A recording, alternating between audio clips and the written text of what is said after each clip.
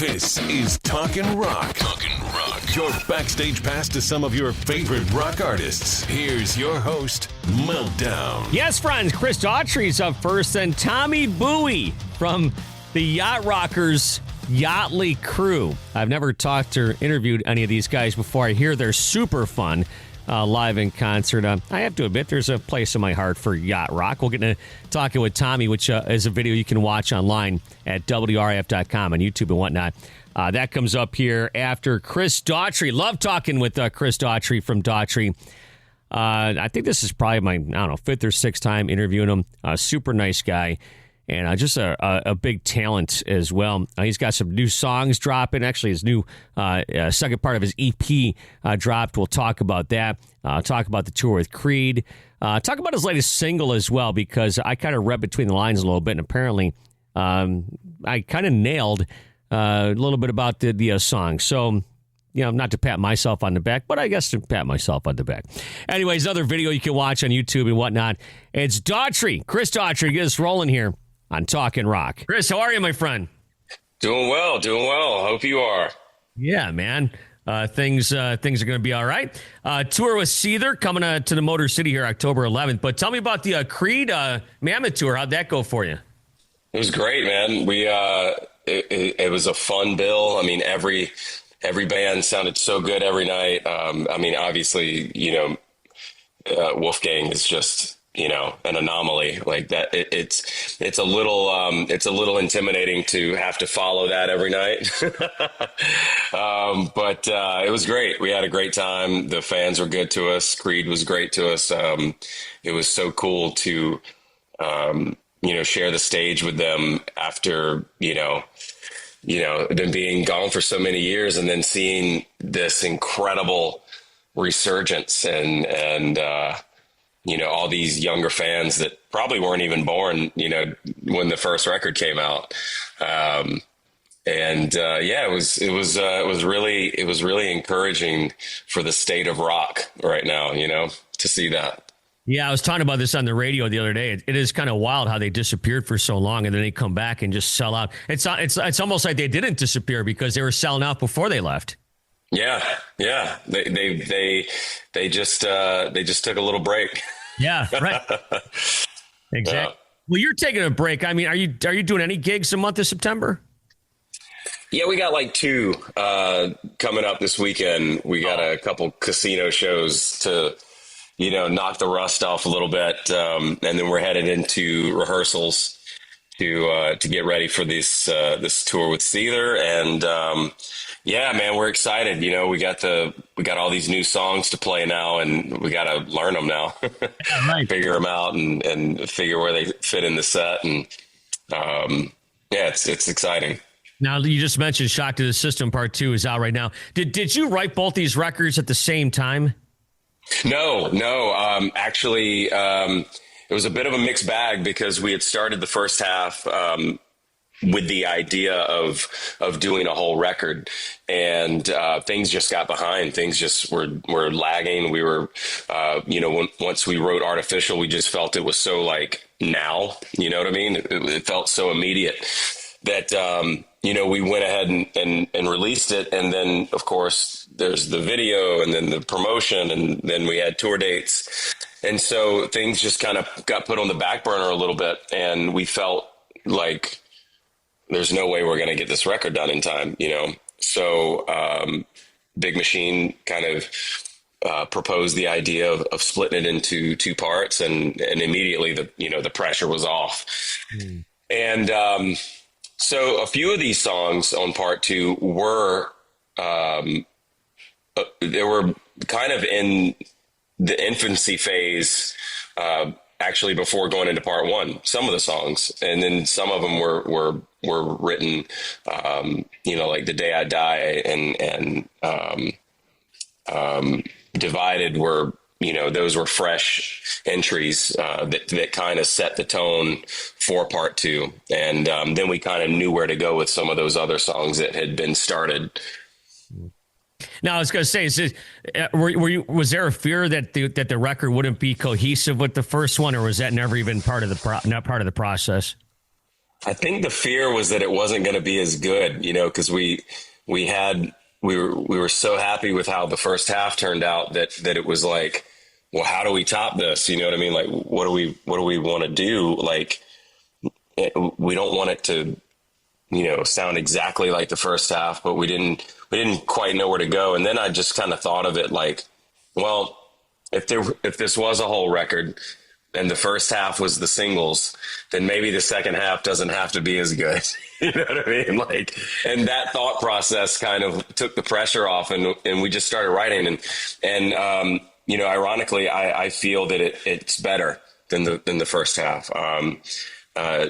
We weren't necessarily writing for radio hits or anything like that. It was just, we were just letting it come out, and it took on a life of its own, and it felt like it was cohesive, but at the same time, it felt like its own thing. And it feels like there's a lot more like grunge influences on the second half. And, I was really, really happy with how it turned out, and couldn't be more proud of it.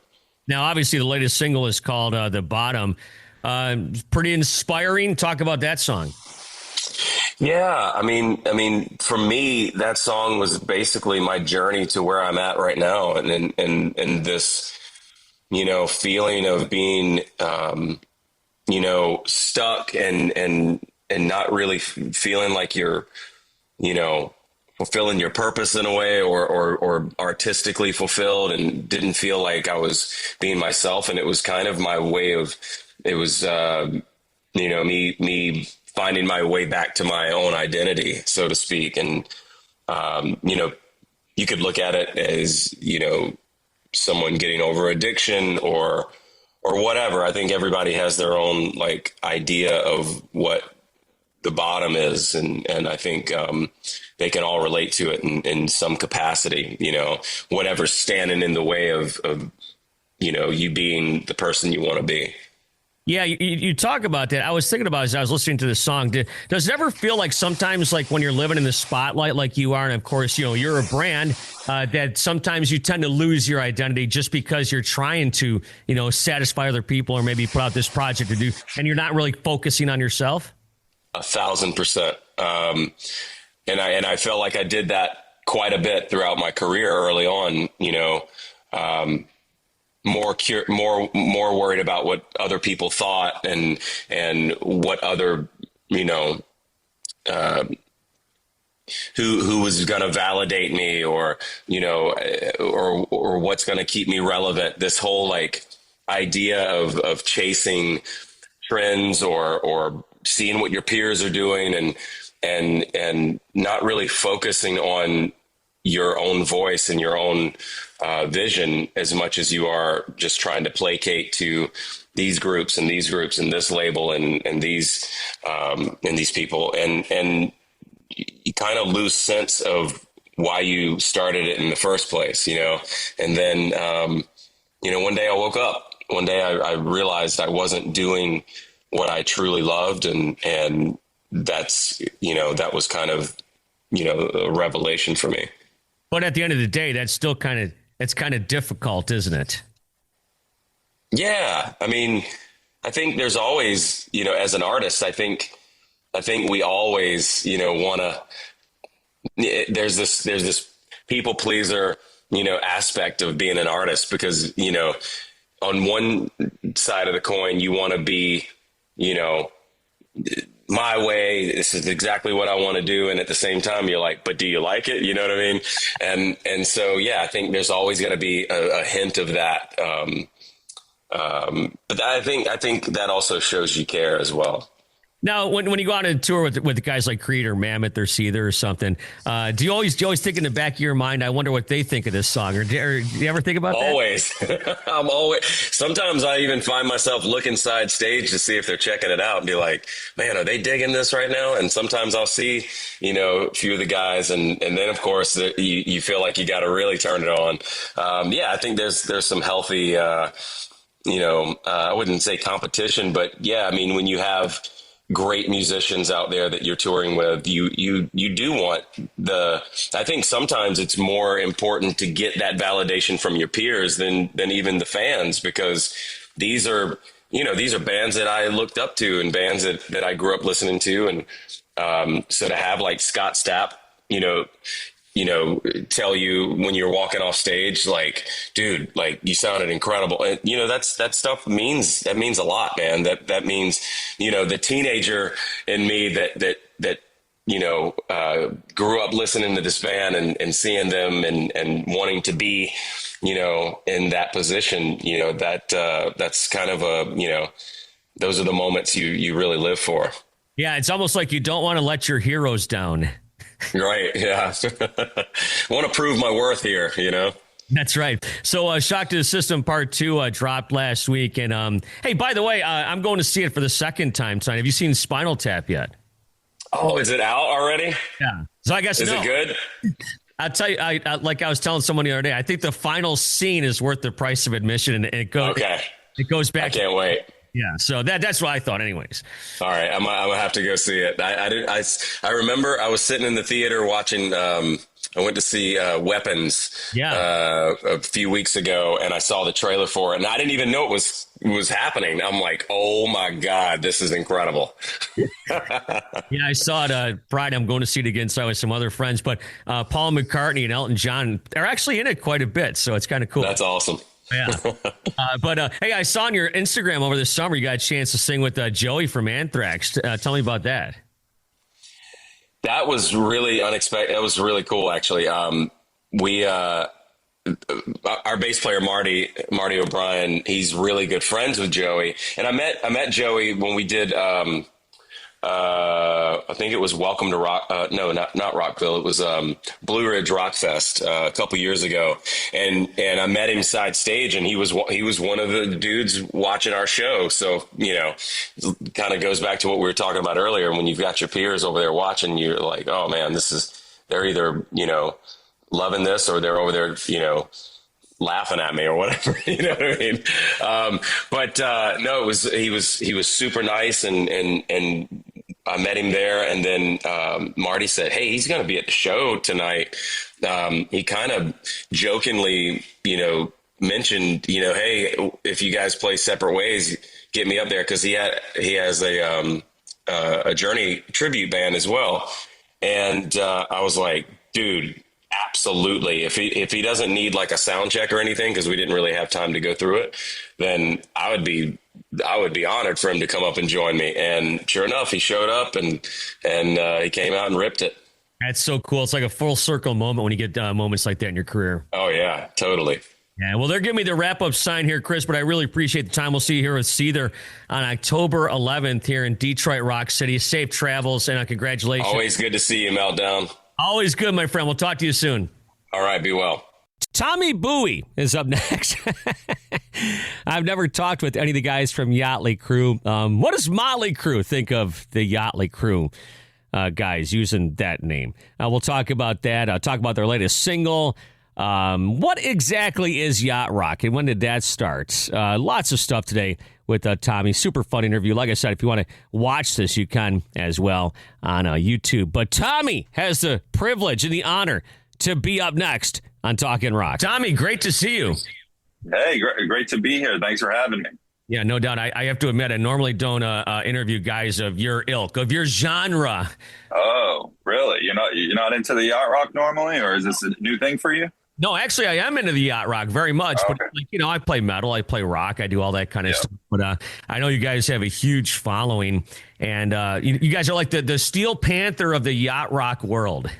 Yeah, absolutely. And you know what, though? Like, we're all rockers, too, in our band, and we've all been musicians for our whole career. So, like, we love all types of genres. And you kind of have to play yacht rock, right? Because it's like kind of a mix of rock and jazz and pop and sometimes heavier guitars. I'm a guitar player, so sometimes I'll sneak in some harmonizing guitar solos that you'll hear on our new album that comes out Friday for sure. Okay, yeah, tell me about this new record. I don't really know about this, so go ahead. I purposely kind of avoided some of this stuff so I could let you explain everything. Okay, cool. It's called Seize the Night. It's out this Friday with Earache Records. They're helping us put it out, and basically it's about 10 songs from the 70s and 80s, the yacht rock genre, stuff like I'm Still Standing by Elton John, Reelin' in the Years by Steely Dan. We've got Lowdown by Boz Scaggs. You know, all these kinds of songs that are, you know, timeless, and you know all the words to them, even if you didn't know they were called Yacht Rock songs, you know what I mean? And so we also have our single right now that is out, our original single, which was written for us by the great Diane Warren. So for those that don't know, Diane wrote Don't Want to Miss a Thing for Aerosmith. She wrote If I Could Turn Back Time for Cher. And if you look at her Wikipedia page, man, it's just like a list of hit song after hit song. So she got in touch, her and our manager have gone back for many years, and she said to our manager, hey, I've got the perfect song for Yachtley Crew. And so she sent it to us, and of course we weren't going to say no. So that's the song that's out now, and it's in the top 20 of the Billboard charts, called Pain of Losing You. Oh, nice. Listen, as long as you guys don't wear the same outfit Cher did in that video. Yeah, well, nobody wants to see that. From us, anyway. Right. I saw Cher in concert one time, and that's a whole nother story for another time. It's the only time. Okay. It's the only concert I've ever been to in 35 years of this business where I got into a fight with someone. What happened? Well, the girls in front of me wouldn't sit down. Long story short, I thought if I just say something powerful enough and on point enough, they would sit down. Well, that turned into a whole big thing. And I didn't even care. I was doing it for the people around me. You know, it's a long story. But anyways, hey, have the guys from Motley Crue ever contacted you about your name? No, but we have. There's a picture of Tommy Lee that he posted on his boat or on a boat, and he's wearing one of the Yachtley Crew shirts. So we took that as an endorsement, you know what I mean? And really, it's just a nod to them because we love that band. And obviously, we're not doing anything like them. You know, I guess we're saying we're taking Yacht Rock songs and we rock them a little bit harder and we modernize it a little bit. You know, the guitars are a little heavier and the drums are hitting a little bit harder. But, you know, that's about as close to Motley Crue as we get, you know? Yeah. As long as he wasn't honking his horn. Yeah. Wait, how do you know about that? Wait, how do I know about that? Yeah, right. Did you ever think of taking some of these songs? Like, I was just watching a video the other day. I saw my friend Chris. He used to be in the band Slipknot. And I don't know if you saw his video. There's a video out there of somebody doing a slower version of one of their songs, Slipknot, Duality, on like a keyboard. Did you guys ever do anything like that as far as like maybe kickstart your heart like in Yacht Rock formation or anything like that? That's not a bad suggestion. So, you know, maybe we'll get a little girls on a boat, you know what I mean, or something like that. That, you know, we could do something like that for sure, maybe in the future, but we haven't done it yet for sure. You know, we're kind of sticking to the doing the 70s and 80s soft stuff right now. I can't be the only person that's ever brought that up to you. You're not, but that doesn't mean that it's a bad suggestion. Okay, so we'll see. You know, we'll see. No, I got you. No, I'm a Yacht Rock guy. As a matter of fact, on one of my bios, it does say, you know, likes to slip in a Yacht Rock here and there. So what would you say is the definition of Yacht Rock in your mind? And this is kind of something that came around in the last like decade, right? I mean, I never heard of Yacht Rock when I was a kid. So the story is there was a YouTube series in 2005 that kind of coined the term. And it was like a comedy series basically saying like, this is the type of music you would play on your boat. So, then there was the Sirius XM channel. So, you know, that's how, then we came along and we're like, well, there should be a band, you know? So that's how we kind of started.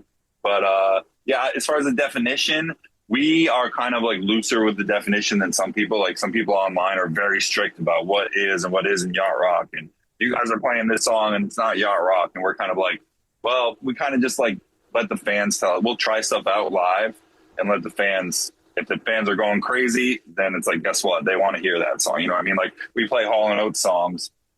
Some people would argue that Hall & Oates isn't Yacht Rock and it's soul or, you know, whatever they want to call it. But the reality is we play it live at a soft rock, Yacht Rock concert and people love it. So, you know, we're kind of just going like, it's a feeling for us. If you feel like you would put it on the boat while watching the sunset, then, hey, you know, maybe that's Yacht Rock. Well, I completely agree that Hall & Oates is Yacht Rock. I mean, completely. Cool. You know. Yeah, I mean. No, I was just telling you about my friend from Slipknot, and true story. In 2017, I was sitting at a car dealership, and this phone number came up on my phone. I'm like, well, I should answer this. Well, he had changed his number, and he didn't tell me. And and I get on the phone with him, and he starts screaming, "You've lost this loving feeling," the song. Which Hall & Oates covered that, right? Yeah. Yeah, well, he asked me if he could get Hall & Oates tickets for him, and I'm like, "Oh, for someone in your family?" He goes, "No, dude, I'm a huge Hall & Oates fan," and he's in Slipknot. Exactly, dude. That's the crazy thing, man. Dude, Sebastian Bach came up and did Hotel California with us in Vegas. We have a residency at the Palms in Las Vegas, and so we see that Sebastian's in the crowd, and so we go over to our tour manager, go talk to him, see if he wants to come up on stage. And so he's like, okay. He looked at the set list and he's like, oh, we were going to do Hotel California that night, which again isn't really like strictly yacht rock song, but we kind of do that as a closer sometimes. You get the crowd, you get the crowd really into it. And so he saw that. He said, I'll come up and do Hotel. So he came up, and man, that guy can still sing for sure. And he's a cool guy too. We were partying with him afterwards, and he's just like nicest guy. And well, again, he was at a Yacht Rock show because he loves it, and it's like he's in the band Skid Row. We're like, what is going on? Right? But I guess they're like us, like I grew up listening to Metallica, and learning Kirk Hammett solo. So like now here I am in a Yacht Rock band, it's because I love this music too. So, the Yacht Rock for me, I think I'm older than you, but the Yacht Rock for me was all about like kind of hearing songs I heard as a kid, like in my dad's car as I was driving around. That's the thing. It's the nostalgia factor. You know what I mean? It's the, oh yeah, this reminds me of that time I was on a date with the girl and we started making out and Hall & Oates was on, or Kenny Loggins was playing and that kind of thing. I think we all have a story with these songs or where it brings us back to, and it's really like has a place in people's hearts. And so now we're just putting a whole big rock and roll show behind it, And mentioning Sebastian, he's a big Kiss fan. I don't know if you guys do it or not, but I Was Made for Loving You might fit in the ear. Well, it's, our bass player, Baba Booey, he is like the number one Kiss fan. You go into his room and he's got Kiss hats and Kiss posters and all that kind of stuff. And he, was one of the ones that early on in our band were like, that's kind of been our mission, is like, we want to be the Kiss of soft rock. Yeah. We want to bring this kind of high energy show where any musicians, there's a lot of great musicians out there, right, that can play this music. If you go on YouTube, you'll find 100 of them. But like, we're coming at it from the angle of like, we're going to entertain people. We're going to be on stage. We're going to do choreography. We're going to go out into the audience and interact with the audience. We're going to have banter. We're going to have crazy lights. Our drummer he's a big Tommy Lee fan, and he's doing all the Tommy Lee tricks and all that kind of stuff like that. So like, you're really coming to see a rock and roll show when you come to a Yachtley Crew show. Well, I was going to say, you pull celebrity singers out of the crowd. Your drummers into Tommy Lee. You guys do banter between the songs. You truly are the Steel Panther of soft rock.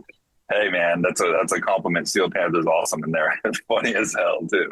I love those guys. Hey, real fast, you guys you play Bourbon and Beyond this weekend, right? Dude, I'm like, I still have the bracelets on. Look, that's crazy.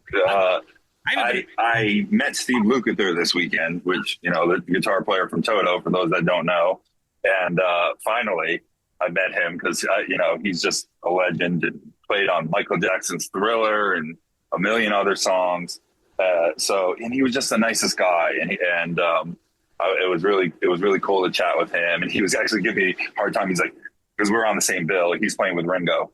And he was like, what songs of mine did you already do? And I was like, we only did Africa. So he came out and he did Hold the Line and Rosanna with Ringo, which was great. And also, I just want to say, I walked by Ringo and said, peace and love. And he said, all right. So I have officially talked to a Beatle. Thank you very much. Man, I'll put that on my gravestone or something. That's awesome. Once said peace and love to Ringo. Here lies Tommy Buoy. I love it, man. That's great. I remember texting my friend one time in 2009. I was in the room with Paul McCartney at the Grammys. So was 20 other thousand people. Right, yeah. In the room with the Beatles. Hey, last thing for you. You mentioned the Beatles and you mentioned Elton John earlier. Have you seen the new Spinal Tap movie? Not yet. In fact, we were at Bourbon and Beyond all weekend. I think it came out this weekend, right? Yeah. But once we have a day off, the band has all said we're all going, because it's like every tour, at least once, we're putting Spinal Tap on the tour bus TV and watching it. You know what I mean? So we're diehard Spinal Tap fans, so we can't wait to see this one. Have you seen it already? Yeah. So Paul and Elton play a pretty good sized role. I mean, they're not just. Okay. And I will tell you this much without giving anything away, that there's a huge gag that comes up at the end of the movie that revolves around the first movie. And I was in tears. Oh, my God. I can't wait. I was laughing so hard. The movie's good. But it's crazy when you are actually in a touring band. Like, you see that movie and you're like, oh, we all think it's funny. And then you're in a touring band and everything in that movie actually happens. It's like, right. I don't know how they figured that out. Literally where's the stage thing that happens to us all the time where we're like, we're literally like, which way to the stage? And we're literally, so we always are busting that joke out. Or then you get the catering with the small little bread. You're like, what am I supposed to do with this? So we start going there. We're like, don't worry, we'll rise above it. We're professional. Well, I will tell you this. David St. Hubbins says something to Paul McCartney that is just outstanding. So anyways. Oh, I can't wait. Well, I think we're in Chattanooga, Tennessee tonight and Memphis tomorrow. And then I think we have Wednesday off. So maybe Wednesday I'll go see it.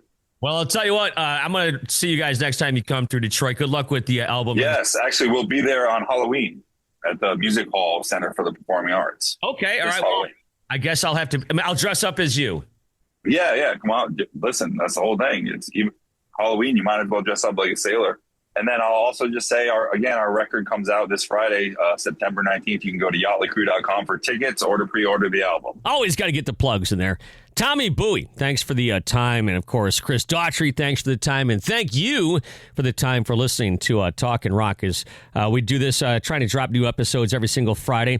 I've already done one interview that I'm going to air next week. So heads up on that. I've got, I think, 2 already on the books as far as interviews I'm going to do next week with, different artists and whatnot. One artist just came off a pretty big tour and is getting back to doing some stuff with his other band. So anyways, I'll just leave it at that. In the meantime, thank you for checking out Talkin Rock. Go back, check out some of the past episodes. A few weeks ago, I had Metal Gods, actually the Metal God, Rob Halford, as well as Bruce Dickinson on one episode. So that's a fun episode to check out if you haven't already. Thank you for listening to Talkin Rock with Meltdown. You can help this podcast grow by giving it a 5-star rating and writing a review on Apple and iTunes. Plus, feel free to subscribe and share it with your friends. Until next time, thanks for listening to Talkin Rock.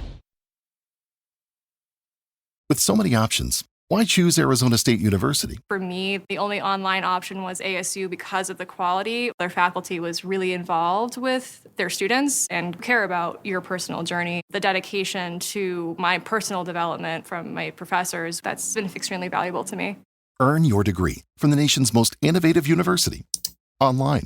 That's a degree better. Explore more than 350 plus undergraduate, graduate, and certificate programs at asuonline.asu.edu.